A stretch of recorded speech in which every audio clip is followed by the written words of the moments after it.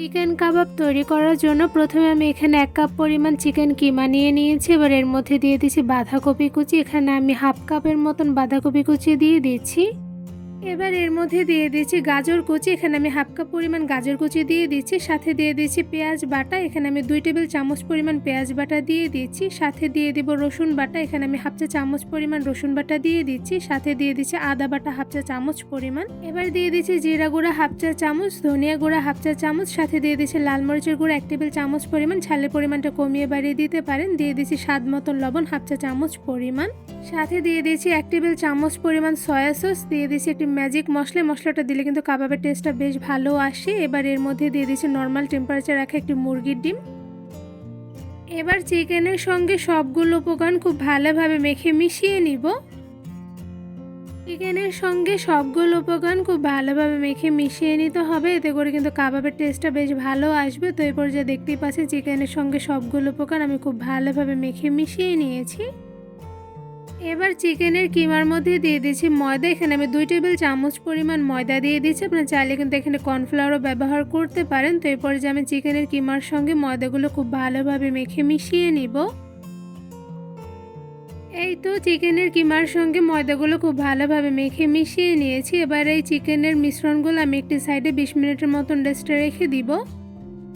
চিকেনের মিশ্রণগুলো 20 মিনিটের মতন রেস্টে রেখে দেওয়ার পরে এখান থেকে অল্প পরিমাণে চিকেনের কিমাগুলো হাতে নিয়ে আমি ছোট সাইজের একটি কাবাবের শেপ তৈরি করে নিব। তো এখানে আপনারা চাইলে কিন্তু গোল শেপও তৈরি করে নিতে পারেন, বাট আমি লম্বা শেপে তৈরি করে নিব। তো এই পর্যায়ে কিন্তু আমার লম্বা শেপে খুব সহজে একটি কাবাব তৈরি করে নেওয়া হয়ে গিয়েছে। এবার কাবাবগুলো আমি ভেজে নিব। চিকেন কাবাবগুলো ভাজার জন্য একটি প্যানের মধ্যে দিয়ে দিচ্ছি বাটার। এখানে আমি 2 টেবিল চামচ পরিমাণ বাটার দিয়ে দিচ্ছি। আপনারা চাইলে কিন্তু এখানে রান্নার তেলও ব্যবহার করতে পারেন, বাট বাটার দিলে খুব সুন্দর একটি স্মেল আসে। তো এই পর্যায়ে একটি চামচের সাহায্যে বাটারগুলো আমি গলিয়ে নিচ্ছি। এবার প্যানের মধ্যে দিয়ে দিব চিকেন ভেজিটেবল কাবাবগুলো। এখানে আমি লম্বা শেপে বানিয়ে রাখা কাবাবগুলো একটা একটা করে প্যানের মধ্যে দিয়ে দিব।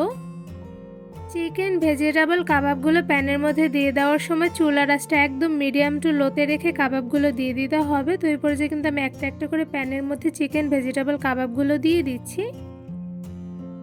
এই তো প্যানের মধ্যে একটা একটা করে সবগুলো কাবাব দিয়ে দেওয়া হয়ে গিয়েছে। মিডিয়াম টু লো আছে কিছুক্ষণ সময় নিয়ে কাবাবগুলো ভেজে নিয়েছি। এবার একটি কাঁটা চামচের সাহায্যে কাবাবগুলো একটা একটা করে উল্টে নিচ্ছি। সবগুলো চিকেন ভেজিটেবল কাবাব কাঁটা চামচের সাহায্যে একটা একটা করে উল্টে নিতে হবে। তো এই পর্যায়ে দেখতেই পাচ্ছেন সবগুলো কাবাব একটা একটা করে উল্টে নেওয়া হয়ে গিয়েছে। এবার আরও কিছুটা সময় নিয়ে কাবাবগুলো আমি মিডিয়াম আঁচে ভেজে নিব। চিকেন ভেজিটেবল কাবাবগুলো ভাজার সময় চুলার আঁচটা মিডিয়াম টু লোতে রেখে একটু বেশি সময় নিয়ে ভেজে নিতে হবে, নয়তোবা কিন্তু উপর থেকে তাড়াতাড়ি কালার চলে আসবে, বাট কাবাবের ভেতর থেকে কাঁচা থেকে যাবে। কিছুক্ষণ সময় নিয়ে কাবাবগুলো ভেজে নিয়েছি। তো এই পর্যায়ে কাবাবের দুটো সাইডে কিন্তু খুব সুন্দর কালার চলে এসেছে। এই পর্যায়ে একটি কাঁটা চামচের সাহায্যে কাবাবগুলো একটা একটা করে উল্টে নিচ্ছি। বেশ কিছুক্ষণ সময় নিয়ে কাবাবগুলো গোল্ডেন ব্রাউন কালার করে ভেজে নিয়েছি। এবারে কাবাবগুলো আমি একটি চামচের সাহায্যে তুলে নিয়েছি। এদিকে দেখতেই পাচ্ছেন মাশাআল্লাহ কাবাবগুলো গোল্ডেন ব্রাউন কালার করে ভেজে নেওয়ার পর দেখতে কিন্তু খুবই লোভনীয় হয়েছে। একটি ছাঁকনির সাহায্যে ছেঁকে কাবাবগুলো একটা একটা করে তুলে নিব। কাঁটা চামচের সাহায্যে সবগুলো চিকেন ভেজিটেবল কাবাবগুলো একটা একটা করে ঝুড়িতে তুলে নেওয়া হয়ে গিয়েছে।